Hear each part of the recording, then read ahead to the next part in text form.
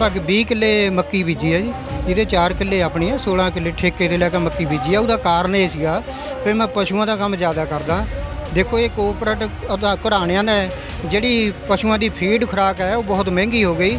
ਅਸੀਂ ਚਲੋ ਕੁਛ ਕੋਸ਼ਿਸ਼ ਕਰਦੇ, ਦਿਮਾਗ ਲੜਾਇਆ ਵੀ ਚਲੋ ਇੱਕ ਘਰ ਦਾ ਚਾਰਾ ਬਣਾਵਾਂਗੇ, ਅਚਾਰ ਬਣਾਵਾਂਗੇ, ਉਹਦੇ ਨਾਲ ਜਿਹੜਾ ਫੀਡ ਦਾ ਵੀ ਉਹ ਕੰਮ ਪੂਰਾ ਹੋ ਜਾਂਦਾ। ਲੇਕਿਨ ਮਤਲਬ ਜਿਹੜੀ ਕਿਸਮਤ ਹੈ ਸਾਡੀ, ਉਹ ਮੈਨੂੰ ਲੱਗਦਾ ਵੀ ਉਹ ਅੱਗੇ ਉਹ ਘੇਰ ਲੈਂਦੀ ਹੈ ਸਾਨੂੰ, ਵੀ ਉਹ ਜਿਹੜੀ ਹੈ ਮੱਕੀ ਦੀ ਫਸਲ ਸਾਡੀ ਉਹ 20 ਕਿੱਲੇ ਬਿਲਕੁਲ ਬਰਬਾਦ ਹੋ ਚੁੱਕੀ ਹੈ। 4-5 ਸਪਰੇਅ ਕਰ ਚੁੱਕੇ ਹਾਂ, ਜਿਹਦਾ ਕਿ ਇੱਕ ਵੀ ਕਿਸੇ ਸਪਰੇਅ ਦਾ ਕੋਈ ਅਸਰ ਨਹੀਂ ਹੈ। 4-5 ਸਪਰੇਆਂ ਕਰ ਰਹੀਆਂ, ਕਿਵੇਂ ਦੇਖਦੇ ਹੋ? ਸਪਰੇਅ ਦੇ ਵਿੱਚ ਕੋਈ ਸਮੱਸਿਆ ਹੈ ਜਾਂ ਸਪਰੇਅ ਨਕਲੀ ਹੈ, ਕਿਵੇਂ ਦੇਖਦੇ ਹੋ? ਸਪਰੇਅ ਦੀ ਦਵਾਈ ਵਿੱਚ ਸੁੰਡੀਆਂ ਪਕੜ ਕੇ ਪਾਈਆਂ, ਉਹ ਸੁੰਡੀਆਂ 2-2 ਘੰਟੇ ਤੱਕ ਵੀ ਉਹ ਜਿਉਂਦੀਆਂ ਰਹੀਆਂ, ਮਰੀਆਂ ਨਹੀਂ। ਬਸ ਰਾਤ ਨੂੰ 1 ਘੰਟੇ ਕਿਤੇ ਨੀਂਦ ਆ ਗਈ, 10 ਮਿੰਟ ਆ ਗਏ ਜੀ। ਨਹੀਂ ਇਹਨਾਂ ਸੋਚਾਂ ਵਿੱਚ ਹੀ ਰਾਤਾਂ ਗੁਜ਼ਰਦੀਆਂ ਸਾਡੀ ਜ਼ਿਮੀਂਦਾਰਾਂ ਨੇ। ਬੜਾ ਔਖਾ ਜੀ, ਜੋ ਜਵਾਨ ਕੀਤੀ ਆ ਉਹਨਾਂ ਨੇ ਤਾਂ ਮੰਗਣਾ ਠੇਕਾ ਦੇਣਾ ਪੈਣਾ। ਅਸੀਂ ਸੋਚਦੇ ਸੀ ਵੀ ਉਹ ਜ਼ਿਮੀਂਦਾਰ ਕਿਵੇਂ ਆਤਮ ਹੱਤਿਆ ਕਰ ਲੈਂਦੇ, ਉਹਨਾਂ ਸਟੇਜਾਂ 'ਤੇ ਅਸੀਂ ਅੱਜ ਖੁਦ ਆ ਕੇ ਖੜ੍ਹੇ ਹਾਂ।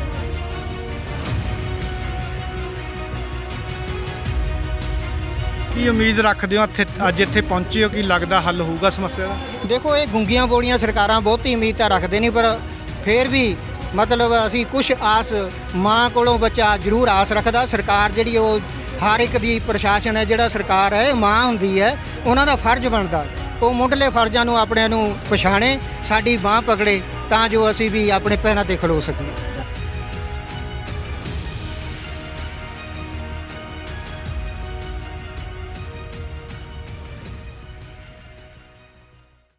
ਦੇਸ਼ ਦਾ ਅੰਨਦਾਤਾ ਕਹੇ ਜਾਣ ਵਾਲਾ ਕਿਸਾਨ ਲਗਾਤਾਰ ਸਮੱਸਿਆਵਾਂ ਦੇ ਵਿੱਚ ਘਿਰਿਆ ਹੋਇਆ ਹੈ।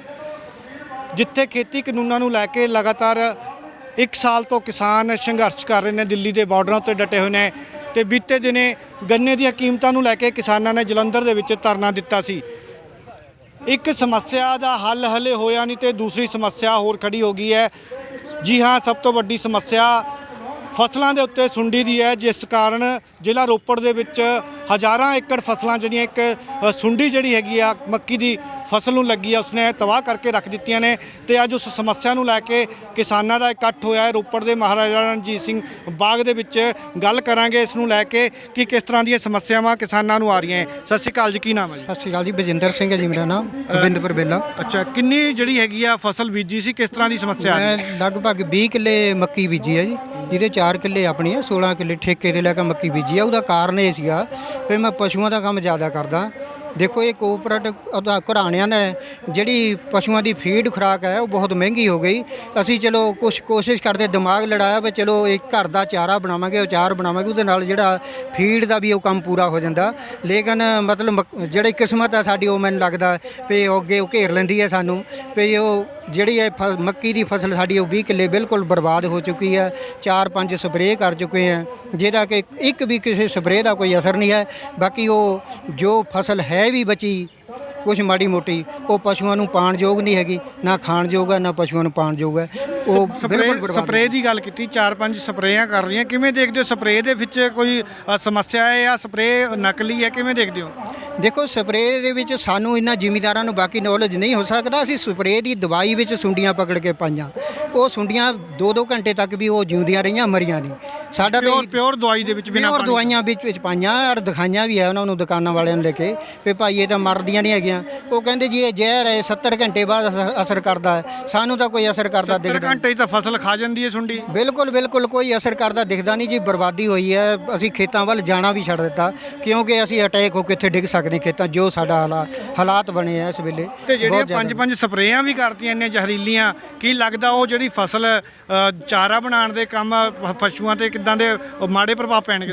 ਬਿਲਕੁਲ ਮਾੜੇ ਪ੍ਰਭਾਵ ਪੈਣਗੇ ਜੀ। ਉਹ ਤਾਂ ਮਤਲਬ ਬਿਲਕੁਲ ਪਾਣ ਯੋਗ ਨਹੀਂ ਹੈ, ਪਸ਼ੂਆਂ ਦੇ ਚਾਰੇ ਦੇ ਯੋਗ ਵੀ ਨਹੀਂ ਰਹੀ ਹੈ ਜੋ ਜਿਹੜੀ ਉਹ ਫਸਲ ਬਿਲਕੁਲ ਬਰਬਾਦੀ ਦੇ ਕੰਢੇ ਆ। ਤੇ ਹੁਣ ਤੁਸੀਂ ਦੱਸਿਆ 20 ਏਕੜ ਫਸਲ ਖਰਾਬ ਹੋ ਗਈ, ਫਿਰ ਠੇਕੇ ਤੇ ਜ਼ਮੀਨ ਹੈ, ਕਿਸ ਤਰ੍ਹਾਂ ਅੱਗੇ ਜਿਹੜਾ ਹੈਗਾ ਠੇਕਾ ਦਿਓਗੇ ਜਾਂ ਜਿਹੜਾ ਖਰਚਾ ਕੀਤਾ ਜਾਂ ਕਰਜ਼ਾ ਲਿਆ ਉਹ ਕਿਵੇਂ ਦਿਓ? ਬਸ ਰਾਤ ਨੂੰ 1 ਘੰਟੇ ਕਿਤੇ ਨੀਂਦ ਆ ਗਈ, 10 ਮਿੰਟ ਆ ਗਏ ਜੀ। ਨਹੀਂ ਇਹਨਾਂ ਸੋਚਾਂ ਵਿੱਚ ਹੀ ਰਾਤਾਂ ਗੁਜ਼ਰਦੀਆਂ ਸਾਡੀ ਜ਼ਿਮੀਂਦਾਰਾਂ ਨੇ। ਬੜਾ ਔਖਾ ਜੀ, ਜੋ ਜਵਾਨ ਕੀਤੀ ਆ ਉਹਨਾਂ ਨੇ ਤਾਂ ਮੰਗਣਾ ਠੇਕਾ ਦੇਣਾ ਪੈਣਾ। ਤਾਂ ਅਸੀਂ ਤਾਂ ਸਰਕਾਰਾਂ ਨੂੰ ਅਪੀਲ ਕਰਦੇ ਹਾਂ ਵੀ ਸਾਨੂੰ ਠੇਕੇ ਦੇ ਹੀ ਪੈਸੇ ਉਹਨਾਂ ਦੇ ਦਿੱਤੇ ਜਾਣ, ਵੀ ਉਹ ਫਸਲ ਭਾਵੇਂ ਸਾਰੀ ਸਰਕਾਰ ਵੱਢ ਲਵੇ, ਇੰਨੇ ਬਰਬਾਦ ਹੋ ਚੁੱਕੇ ਆ, ਕੁਝ ਵੀ ਸਾਡੇ ਖੇਤਾਂ ਵਿੱਚ ਜਾਣ ਨੂੰ ਜੀ ਨਹੀਂ ਕਰਦਾ ਹੈਗਾ। ਉੱਥੇ ਬਰਬਾਦੀ ਹੋ ਚੁੱਕੀ ਆ। ਅਸੀਂ ਇਸ ਵੇਲੇ ਬਿਲਕੁਲ ਬਰਬਾਦੀ ਦੇ ਕੰਢੇ ਤੇ ਖੜੇ ਆ। ਮੈਂ ਕਹਿੰਦਾ ਅਸੀਂ ਸੋਚਦੇ ਸੀ ਵੀ ਉਹ ਜ਼ਿਮੀਂਦਾਰ ਕਿਵੇਂ ਆਤਮ ਹੱਤਿਆ ਕਰ ਲੈਂਦੇ, ਉਹਨਾਂ ਸਟੇਜਾਂ ਤੇ ਅਸੀਂ ਅੱਜ ਖੁਦ ਆ ਕੇ ਖੜੇ ਹਾਂ। ਕੀ ਉਮੀਦ ਰੱਖਦੇ ਹੋ ਅੱਜ ਇੱਥੇ ਪਹੁੰਚੇ ਹੋ, ਕੀ ਲੱਗਦਾ ਹੱਲ ਹੋਊਗਾ ਸਮੱਸਿਆ ਦਾ? ਦੇਖੋ ਇਹ ਗੁੰਗੀਆਂ ਬੋਲੀਆਂ ਸਰਕਾਰਾਂ ਬਹੁਤੀ ਉਮੀਦ ਤਾਂ ਰੱਖਦੇ ਨਹੀਂ, ਪਰ ਫਿਰ ਵੀ ਮਤਲਬ ਅਸੀਂ ਕੁਛ ਆਸ, ਮਾਂ ਕੋਲੋਂ ਬੱਚਾ ਜ਼ਰੂਰ ਆਸ ਰੱਖਦਾ। ਸਰਕਾਰ ਜਿਹੜੀ ਉਹ ਹਰ ਇੱਕ ਦੀ ਪ੍ਰਸ਼ਾਸਨ ਹੈ ਜਿਹੜਾ ਸਰਕਾਰ ਹੈ ਮਾਂ ਹੁੰਦੀ ਹੈ, ਉਹਨਾਂ ਦਾ ਫਰਜ਼ ਬਣਦਾ ਉਹ ਮੁੱਢਲੇ ਫਰਜ਼ਾਂ ਨੂੰ ਆਪਣਿਆਂ ਨੂੰ ਪਛਾਣੇ, ਸਾਡੀ ਬਾਂਹ ਪਕੜੇ ਤਾਂ ਜੋ ਅਸੀਂ ਵੀ ਆਪਣੇ ਪੈਰਾਂ ਤੇ ਖਲੋ ਸਕੀਏ। ਬਿਲਕੁਲ। ਕੀ ਨਾਮ ਹੈ ਜੀ? ਮੇਰਾ ਨਾਮ ਸਰਬਜੀਤ ਕੌਰ ਹੈ ਜੀ। ਤੁਸੀਂ ਵੀ ਕਿਸਾਨੀ ਪਰਿਵਾਰ ਚੋਂ? ਹਾਂਜੀ ਹਾਂਜੀ, ਅਸੀਂ ਕਿਸਾਨ ਮੋਰਚਾ ਰੋਪੜ। ਅਸੀਂ ਵੀ ਜੀ ਇਹ ਸਾਡੀਆਂ ਬੀਬੀਆਂ ਭੈਣਾਂ ਅਸੀਂ ਆਪ ਖੇਤੀ ਕਰਦੀਆਂ ਫਸਲਾਂ ਕੀ ਕਹਿਣਾ ਚਾਹੁੰਦੇ ਹੋ ਅੱਜ ਤੁਸੀਂ ਫਸਲ ਦੇ ਖਰਾਬੀ ਨੂੰ ਲੈ ਕੇ ਅੱਜ ਆਏ ਹੋ, ਪ੍ਰਸ਼ਾਸਨ ਦੇ ਕੋਲ ਗੁਹਾਰ ਲਾਈ ਹੈ? ਅਸੀਂ ਸਰਕਾਰ ਨੂੰ ਕਹਿਣਾ ਚਾਹੁੰਦੇ ਆ ਵੀ ਜਿਹੜੀ ਦੇਖੋ ਅਸੀਂ ਇੰਨੀਆਂ ਦਵਾਈਆਂ ਲਾ ਲਿਆ, ਸਪਰੇਆਂ ਕਰਦੇ, ਸਾਨੂੰ ਕੋਈ ਫਾਇਦਾ ਨਹੀਂ ਸਭ ਦਵਾਈਆਂ ਤੇ। ਸਾਨੂੰ ਇਹ ਫਸਲ ਦਾ ਮੁੱਲ ਮੋੜਨਾ ਚਾਹੀਦਾ ਸਰਕਾਰ ਨੂੰ, ਤਾਂ ਕਿਉਂਕਿ ਸਾਡੀ ਫਸਲ ਠੀਕ ਹੋਣੀ ਚਾਹੀਦੀ। ਦਵਾਈਆਂ ਵਧੀਆ ਦਵਾ, ਵਧੀਆ ਸਪਰੇਆਂ ਦਵਾ ਤੇ ਵਧੀਆ ਸਪਰੇਅ ਕਰੀਏ, ਸਾਡੀ ਫਸਲ ਠੀਕ ਹੋਵੇ। ਨਹੀਂ, ਦਵਾਈਆਂ ਦੀ ਗੱਲ ਕਰਦੇ, ਸਪਰੇਅ ਦੀ ਗੱਲ ਕਰਦੇ ਹੋ। ਸਪਰੇਅ ਤਾਂ ਜਿਹੜੀ ਹੈਗੀ ਆ ਕਹਿੰਦੇ ਨਹੀਂ ਕਰਨੀ ਚਾਹੀਦੀ ਆ, ਮਨੁੱਖਾਂ ਵਾਸਤੇ ਵੀ ਘਾਤਕ ਆ, ਪਸ਼ੂਆਂ ਵਾਸਤੇ ਵੀ ਘਾਤਕ ਆ। ਪਰ ਜੀ ਹੁਣ ਕੀ ਕਰੀਏ, ਜੇ ਹੁਣ ਫਸਲ ਠੀਕ ਹੁੰਦੀ ਨਹੀਂ ਹੈਗੀ ਇੱਦਾਂ, ਤਾਂ ਹੁਣ ਦਵਾਈ ਤਾਂ ਲੱਗ ਤੇ ਸਪਰੇਅ ਦਵਾਈ ਤਾਂ ਫਸਲ ਤਾਂ ਹੀ ਠੀਕ ਹੋਣੀ। ਅਸੀਂ ਇਹ ਸਰਕਾਰ ਨੂੰ ਕਹਿਣਾ ਚਾਹੁੰਦੀ ਆ ਵੀ ਸਾਡੀ ਫਸਲ ਠੀਕ ਹੋਣੀ ਚਾਹੀਦੀ ਹੈ। ਗੁੰਗੀਆਂ ਬੋਲੀਆਂ ਸਰਕਾਰਾਂ ਕੁਛ ਨਹੀਂ ਜੀ ਸੁਣਦੀਆਂ। ਬਿਲਕੁਲ ਜੀ। ਕੀ ਨਾਮ? ਮੇਰਾ ਨਾਮ ਰਣਵੀਰ ਸਿੰਘ ਹੈ ਜੀ।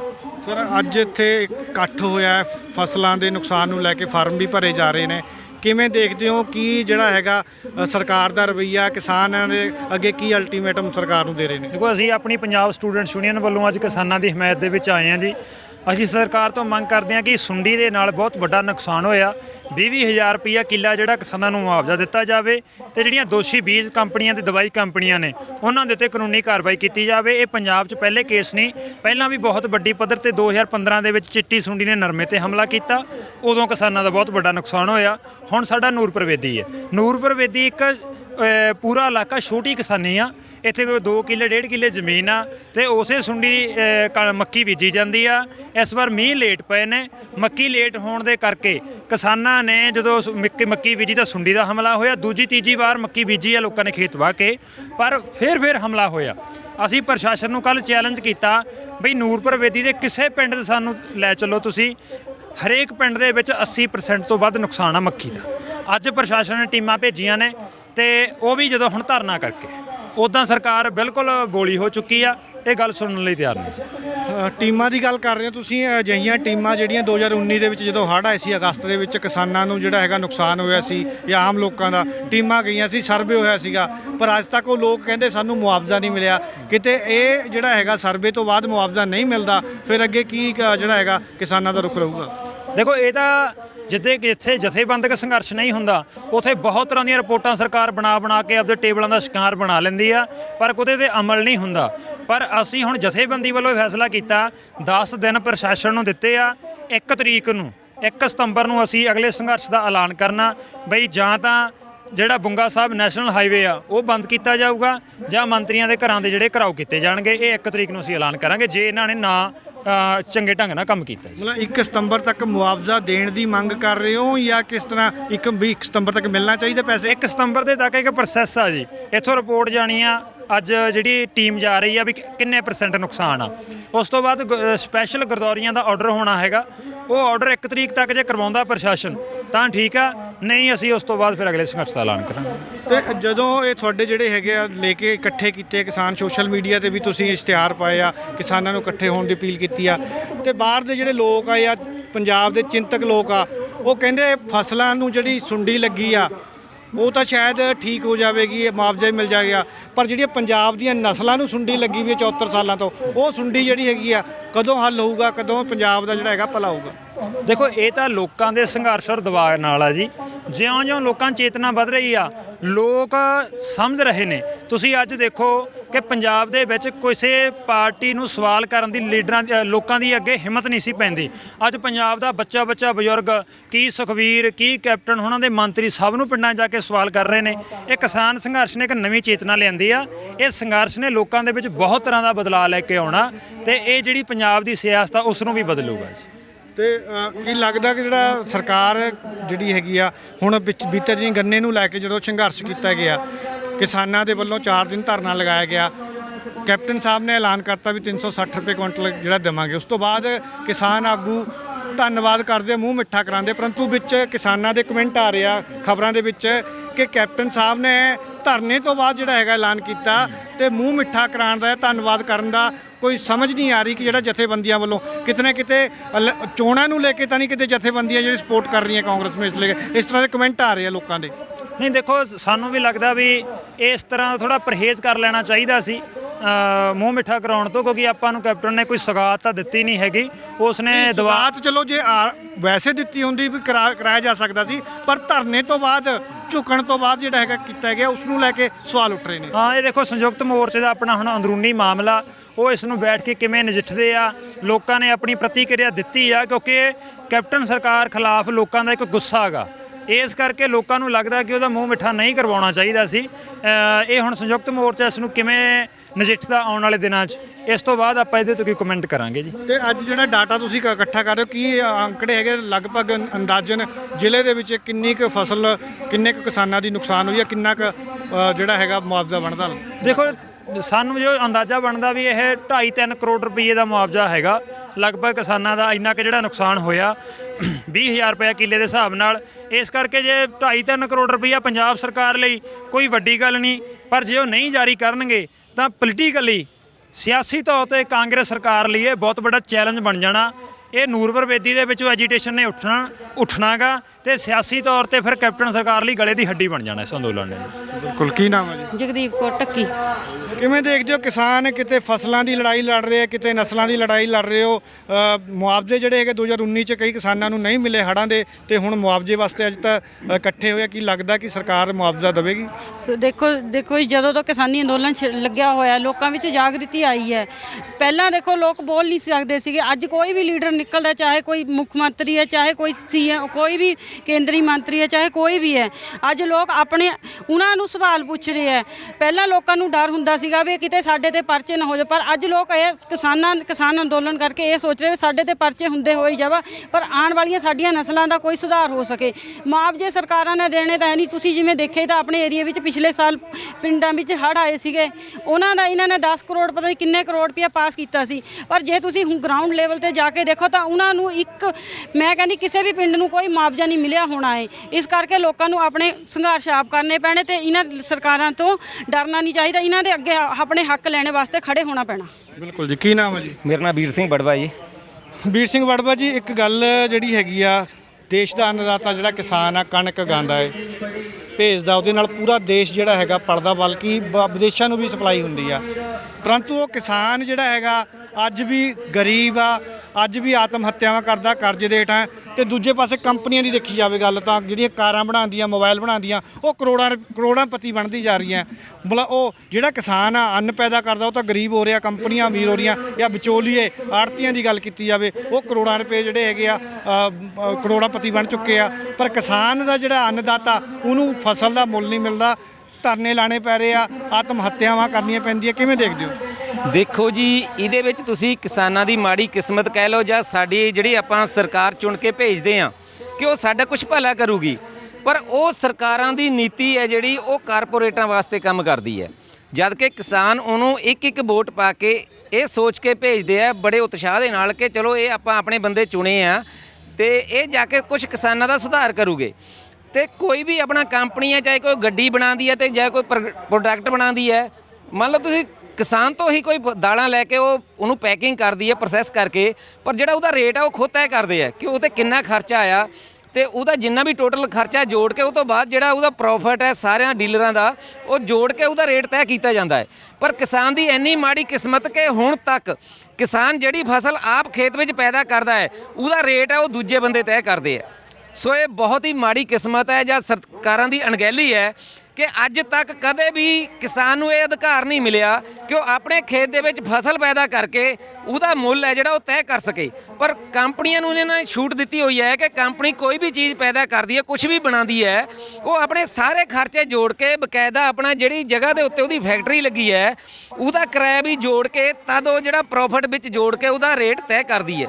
ਪਰ ਕਿਸਾਨ ਇਹੋ ਜਿਹਾ ਇੱਕ ਇਨਸਾਨ ਹੈ ਦੁਨੀਆ ਦੇ ਵਿੱਚ ਕਿ ਆਪਣੇ ਖੇਤ ਦੇ ਵਿੱਚ ਦਿਨ ਰਾਤ ਮਿਹਨਤ ਕਰਕੇ ਖੂਨ ਪਸੀਨਾ ਬਹਾ ਕੇ ਜੋ ਪੈਦਾ ਕਰਦਾ ਹੈ, ਪਰ ਉਸ ਦਾ ਜਿਹੜਾ ਰੇਟ ਹੈ ਫਸਲ ਦਾ ਉਹ ਦੂਜੇ ਲੋਕ ਤੈਅ ਕਰਦੇ ਆ। ਮੱਕੀ ਦੀ ਗੱਲ ਕਰ ਲੈਂਦੇ ਆ। ਅੱਜ ਮੱਕੀ ਦੇ ਉੱਤੇ ਜਿਹੜੀ ਸੁੰਡੀ ਪਈ ਆ, ਮੱਕੀ ਦੀ ਗੱਲ ਕਰ ਲੈਂਦੇ ਆ। ਆਮ ਤੌਰ ਤੇ ਪਿੱਛੇ ਵੀ ਰਿਪੋਰਟਾਂ ਆਈਆਂ ਕਿ 700 ਤੋਂ 1000 ਰੁਪਏ ਕੁਇੰਟਲ ਜਿਹੜੀ ਹੈਗੀ ਹੈ ਮੱਕੀ ਵਿਕ ਰਹੀ ਹੈ ਕਿਸਾਨਾਂ ਦੀ, ਪਰ ਮਾਰਕੀਟ ਦੇ ਵਿੱਚ ਪੌਪਕੌਰਨ ਦਾ ਪੈਕਟ ਲੈ ਲਈਏ 30 ਰੁਪਏ ਦਾ, 30 ਗ੍ਰਾਮ ਦਾ ਇੱਕ ਪੈਕਟ 40 ਰੁਪਏ ਦਾ ਵੇਚਿਆ ਜਾਂਦਾ। ਉਹਦੇ 'ਚ ਸਰੋਂ ਦਾ ਤੇਲ ਹੁੰਦਾ, ਮਾੜਾ ਜਿਹਾ ਨਮਕ ਪਾਇਆ ਹੁੰਦਾ। 30 ਗ੍ਰਾਮ ਮੱਕੀ 40 ਰੁਪਏ ਦਾ, ਤੇ ਕਿੱਥੇ ਜਿਹੜੀ ਹੈਗੀ ਹੈ ਇੱਕ ਕੁਇੰਟਲ ਜਿਹੜੀ ਹੈਗੀ ਆ ਮੱਕੀ ਆ 1800 ਤੋਂ ਲੈ ਕੇ 1000 ਰੁਪਏ ਤੱਕ। ਕਿਵੇਂ ਦੇਖਦੇ ਹੋ ਇਸ ਫਰਕ ਨੂੰ? ਉਹ ਪੈਸਾ ਜਿਹੜਾ ਹੈਗਾ ਕਿੱਥੇ ਜਾ ਰਿਹਾ ਇੰਨਾ ਜਿਹੜਾ? ਇਹੀ ਕਾਰਨ ਹੈ ਕਿ ਜਿਹੜਾ ਕਿਸਾਨ ਹੈ, ਆਮ ਵਰਗ ਹੈ, ਉਹ ਗਰੀਬ ਹੁੰਦਾ ਜਾ ਰਿਹਾ, ਤੇ ਜਿਹੜੀਆਂ ਕਾਰਪੋਰੇਟ ਕੰਪਨੀਆਂ ਉਹ ਬਿਨਾਂ ਕੰਮ ਕੀਤੇ ਹੀ ਕਰੋੜਾਂ ਅਰਬਾਂ ਰੁਪਏ ਕਮਾ ਰਹੀਆਂ ਨੇ। ਕਿਉਂਕਿ ਇਹ ਸਰਕਾਰਾਂ ਦੀ ਅਣਗਹਿਲੀ ਹੈ ਕਿ ਸਰਕਾਰਾਂ ਨੇ ਕੋਈ ਵੀ ਇਹੋ ਜਿਹਾ ਸਿਸਟਮ ਨਹੀਂ ਬਣਾਇਆ ਜਿਹਦੇ ਨਾਲ ਕਿ ਕਿਸਾਨ ਨੂੰ ਵੀ ਕੋਈ ਫਾਇਦਾ ਦਿੱਤਾ ਜਾ ਸਕੇ। ਕਿਉਂਕਿ ਇਹ ਕੰਪਨੀਆਂ ਜਦੋਂ ਬੀਜ ਹੀ ਲਾ ਲਓ ਕਿ ਆਪਾਂ ਜਦੋਂ ਬੀਜ ਲੈਣ ਦੁਕਾਨ ਤੇ ਜਾਂਦੇ ਆ, ਇਹੀ ਮੱਕੀ ਦਾ ਬੀਜ ਕਿਸਾਨ ਨੂੰ 250 ਰੁਪਏ ਕਿਲੋ ਦੇ ਹਿਸਾਬ ਨਾਲ ਮਿਲਦਾ ਹੈ, ਪਰ ਜਦੋਂ ਉਹ ਬੀਜ ਦਾ ਜਿਹੜੀ ਫਸਲ ਪੈਦਾ ਹੁੰਦੀ ਹੈ ਉਹਨੂੰ ਕਿਸਾਨ ਲੈ ਕੇ ਜਾਂਦਾ ਹੈ ਕਿ ਜਿਵੇਂ ਕਿ ਆਪਣਾ ਦਿੱਲੀ ਦੇ ਵਿੱਚ ਐਜੀਟੇਸ਼ਨ ਚੱਲ ਰਿਹਾ 3 ਕਾਨੂੰਨਾਂ ਖਿਲਾਫ, ਉੱਥੇ ਸੰਯੁਕਤ ਮੋਰਚੇ ਦੁਆਰਾ ਇਹੀ ਕਿਹਾ ਗਿਆ ਕਿ ਸਰਕਾਰ ਕਹਿ ਰਹੀ ਹੈ ਕਿ MSP ਥੀ, MSP ਹੈ ਔਰ ਰਹੇਗੀ। ਪਰ ਜਦੋਂ ਮੱਕੀ ਦੀ ਗੱਲ ਕਰੀਏ ਕਿ ਮੱਕੀ ਦੀ ਖਰੀਦ ਹੈ ਜਿਹੜੀ ਉਹ ਸਰਕਾਰੀ ਤੌਰ ਤੇ ਨਹੀਂ ਖਰੀਦੀ ਜਾਂਦੀ, ਤੇ ਸਾਡੇ ਲੋਕਾਂ ਨੇ ਇੱਥੋਂ ਤੱਕ ਕਿਹਾ ਕਿ ਨੂਰਪੁਰ ਬੇਦੀ ਦੇ ਵਿੱਚ ਜਦੋਂ ਖਰੀਦ ਨਹੀਂ ਹੁੰਦੀ, ਬਲਾਚੌਰ ਦੇ ਵਿੱਚ ਇਹਦੀ ਮੰਡੀ ਲੱਗਦੀ ਹੈ, ਪਰ ਉੱਥੇ ਵੀ ਜਦੋਂ ਕਿਰਾਏ ਦੇ ਉੱਤੇ ਬਾਹਨ ਕਰਕੇ ਉੱਥੇ ਲੈ ਕੇ ਜਾਂਦੇ ਲੋਕ, ਉੱਥੇ ਜਾ ਕੇ ਉਹਨਾਂ ਨੂੰ 800 ਰੁਪਏ ਦਾ ਰੇਟ ਮਿਲਦਾ ਹੈ, ਪਰ ਉੱਥੇ ਮਜਬੂਰ ਹੋ ਜਾਂਦਾ ਕਿਸਾਨ ਕਿ ਇੱਕ ਤਾਂ ਗੱਡੀ ਕਿਰਾਏ ਤੇ ਕੀਤੀ ਹੁੰਦੀ ਹੈ, ਉੱਥੇ ਜਾ ਕੇ ਵੀ 800 ਰੁਪਏ ਰੇਟ ਹੈ, ਤੇ ਨਾ ਤਾਂ ਉਹ ਕਿਸਾਨ ਵਾਪਸ ਲਿਆ ਸਕਦਾ ਹੈ ਤੇ ਨਾ ਹੀ ਉਹਨੂੰ ਸਿੱਟ ਸਕਦਾ ਹੈ। ਇਸ ਕਰਕੇ ਮਜਬੂਰਨ ਤੌਰ ਤੇ ਜਿਹੜਾ ਕਿਸਾਨ ਨੂੰ ਆਪਣੀ ਫਸਲ ਉਹ ਸਿੱਟਣੀ ਪੈਂਦੀ ਹੈ, ਵੇਚਣੀ ਪੈਂਦੀ ਹੈ 800 ਰੁਪਏ ਦੇ ਹਿਸਾਬ ਨਾਲ। ਕੀ ਨਾਮ ਹੈ ਜੀ? ਅਵਤਾਰ ਸਿੰਘ ਹੈ ਜੀ। ਕਿੰਨੀ ਫਸਲ ਬੀਜੀ ਸੀ? ਅਸੀਂ ਵੈਸੇ ਤਾਂ ਧਾਨ ਲਾਇਆ ਵੀ ਕਿੱਲਾ ਕੁ ਹੈਗੀ ਮੱਕੀ। ਕਿੱਦਾਂ ਦਾ ਨੁਕਸਾਨ ਹੋਇਆ? ਕਿਵੇਂ ਨੁਕਸਾਨ ਕਿਆ, ਸੁੰਡੀ ਨੇ ਬਹੁਤ ਨੁਕਸਾਨ ਕਰਤਾ, ਜਿਹੜਾ ਕਿ ਬਿਲਕੁਲ 85% ਦੇ ਕਰੀਬਨ ਨੁਕਸਾਨ ਹੈ, ਪਰ ਸਰਕਾਰਾਂ ਇੱਧਰ ਨੂੰ ਦੇਖਣ ਨੂੰ ਤਿਆਰ ਨਹੀਂ ਹੈ। ਹੁਣ ਅਸੀਂ ਇਸੇ ਕਰਕੇ ਸੰਘਰਸ਼ ਵਿੱਢਿਆ ਹੈ।